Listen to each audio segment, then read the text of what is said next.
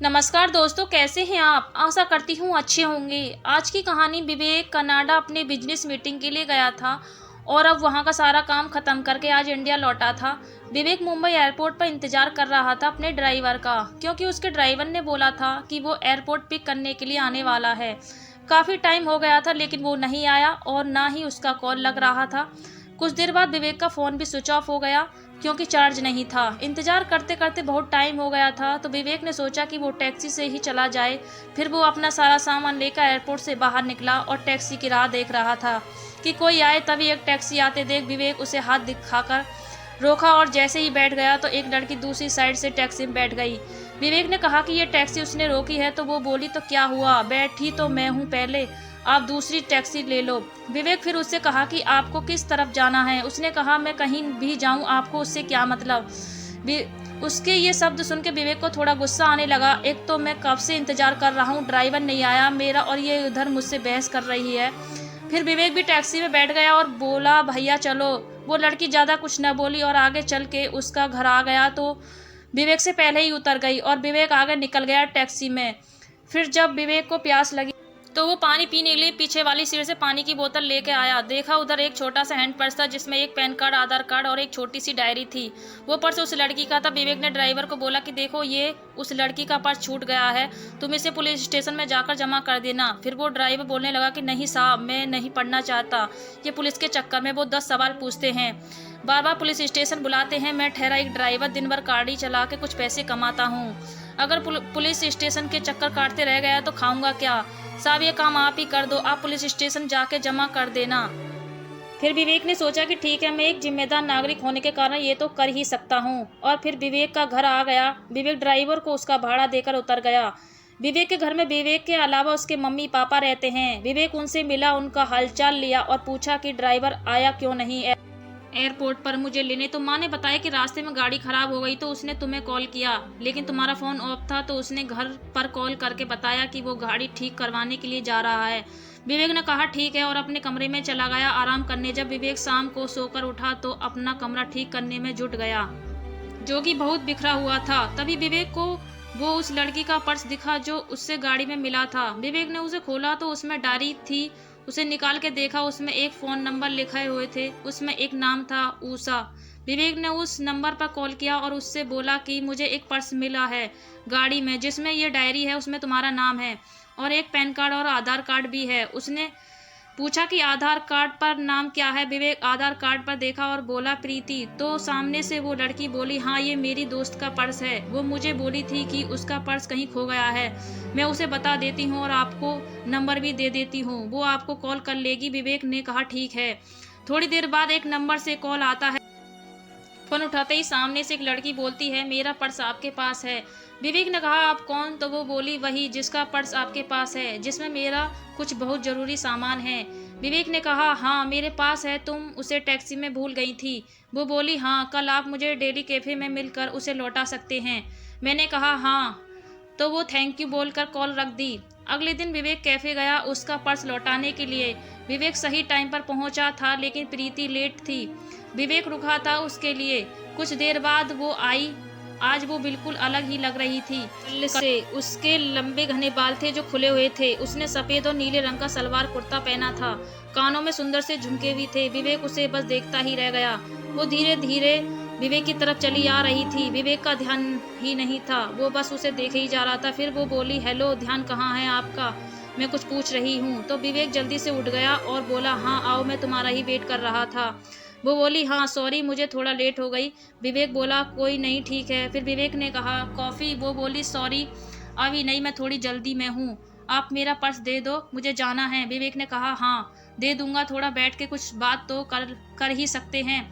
वो बोली, ज़रूर, लेकिन आज नहीं, फिर कभी। मैंने कहा ठीक है, लेकिन याद रखना अपनी बात, अगली बार साथ में बैठ के कॉफ़ी पीना पड़ेगा, फिर मत कहना आज भी जल्दी में हूँ। वो बोली, हाँ ठीक है, अब मेरा पर्स दे दो। विवेक ने उसका पर्स दे दिया और बोला, मैं तुम्हें कॉल कर सकता हूँ ना अगली बार मिलने के लिए। वो बोली, हाँ। चली गई।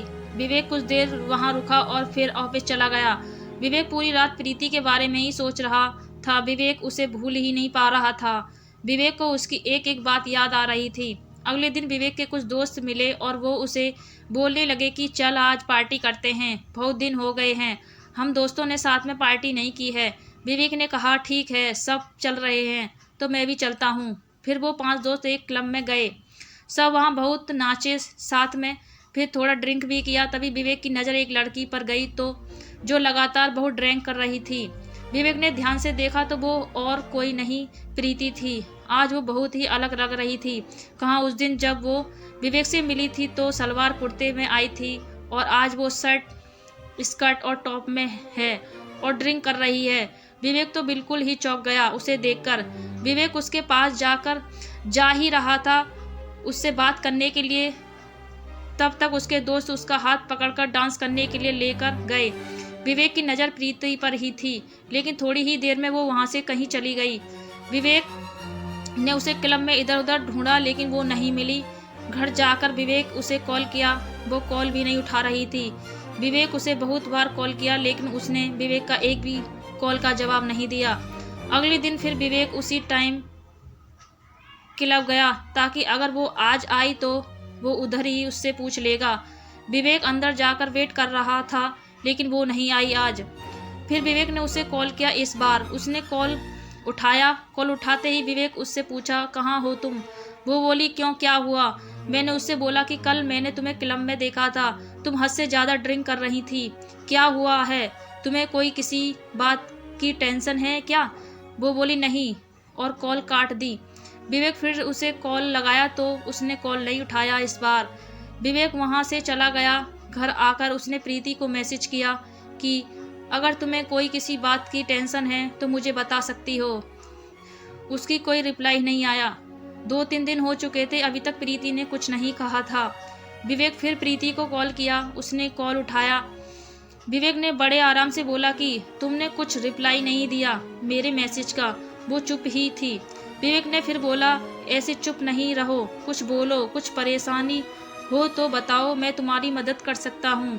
फिर विवेक ने कहा अच्छा चलो कल उसी कैफ़े में मिलो, तुम्हारा काफ़ी बाकी है एक मुझ पे। वो बोली हाँ ठीक है, बोलकर कॉल रख दी। विवेक बड़ी बेचैनी से कल का इंतजार कर रहा था। अगले दिन वो सुबह सुबह उठकर अच्छे से तैयार होकर प्रीति से मिलने के लिए निकला। आज विवेक खुद टाइम से पहले आकर इंतजार कर रहा था। थोड़ी ही देर में प्रीति आई थी, बहुत सुंदर दिख रही थी। आज उसने जींस टॉप पहना था और बाल वैसे ही खुले थे। वो जैसे जैसे आगे आ रही थी चल के उसके बाल उसकी आंखों की तरफ आ रहे थे। वो उन्हें ठीक करती हुई आ रही थी। वो विवेक के सामने वाली कुर्सी पर बैठ गई। वो शांत थी। विवेक ने पूछा कॉफ़ी। वो मुस्कुरा के साथ बोली हाँ। विवेक ने वेटर को कॉफ़ी के लिए बोला और प्रीति से बोला चलो अब बताओ क्या बात है जिससे तुम परेशान हो। पहले तो वो कुछ नहीं बोल रही थी, फिर विवेक ने कहा बोलो कुछ। वो बोली कि मैं मुंबई में अकेली रहती हूँ, यहाँ मैं अपना कैरियर बनाने के लिए आई हूँ। ये बोलते बोलते वो चुप हो गई। मैंने कहा हाँ आगे बोलो, इसमें क्या हुआ। ये तो अच्छी बात है तुम अपने कैरियर पे इतना ध्यान दे रही हो। फिर वो बोली लेकिन अब नहीं हो पा रहा है मेरा काम, मैं बिल्कुल ध्यान नहीं रखती हूँ। मुझे अपने बॉस से बहुत बार डांट सुननी पड़ती है और उसने तो यहाँ तक कह दिया कि अगर ऐसा ही चलता रहा वो मुझे नौकरी से निकाल देगा। 2 महीने हो गए हैं मेरे इस बर्ताव से, मुझे रोज डांट सुननी पड़ती है। मैंने उससे पूछा ऐसा क्या हो गया है कि तुम इतनी परेशान रह रही हो। वो चुप हो गई फिर थोड़ी देर बाद बोली मुझे कैंसर हो गया है।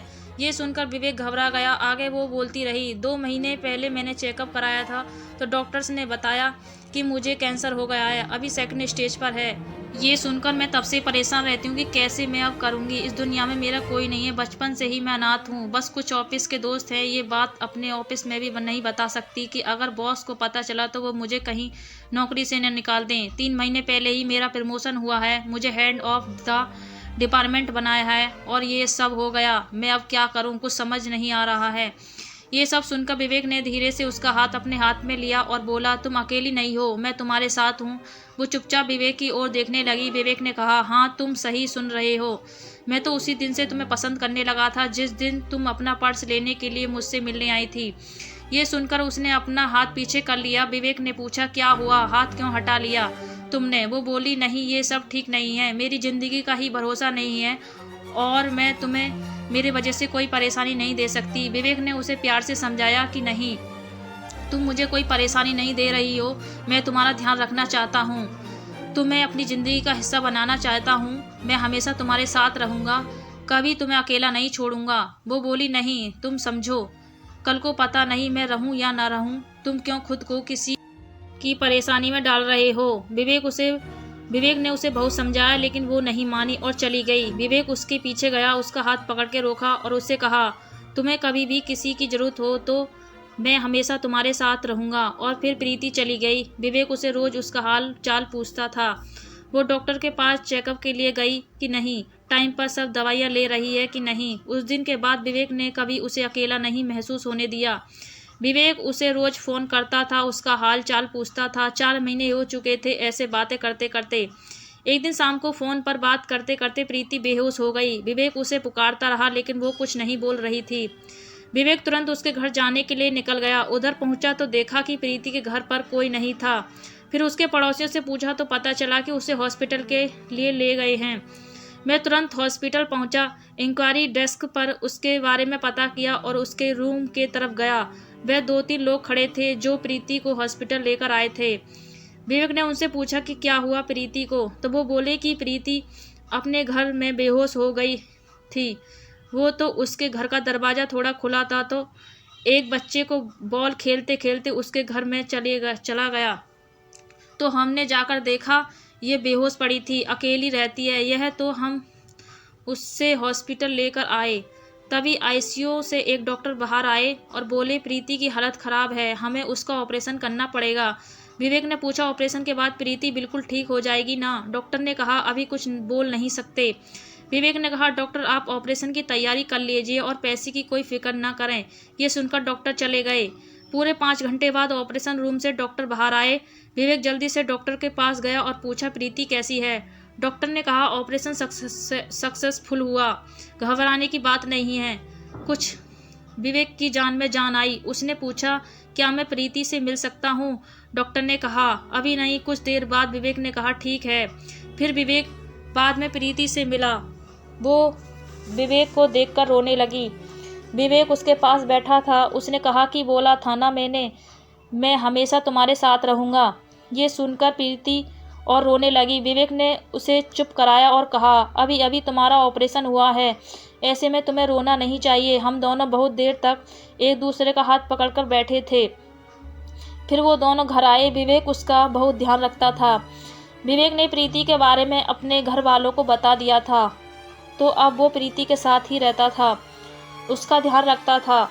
जब प्रीति पूरी तरह से ठीक हो गई तब दोनों ने शादी कर ली और हमेशा के लिए दोनों एक साथ हो गए। जब प्रीति पूरी तरह से ठीक हो गई तब दोनों ने शादी कर ली और हमेशा के लिए दोनों एक साथ हो गए। दोस्तों, किस्मत वालों को ही मिलता है सच्चा प्यार। आशा करती हूँ आज की यह कहानी आपको पसंद आई होगी। अगर यह कहानी अच्छी लगी हो तो वीडियो को एक लाइक और चैनल को सब्सक्राइब कर देना, जिससे कि मैं आगे भी ऐसी कहानी लेकर आती रहूं। धन्यवाद।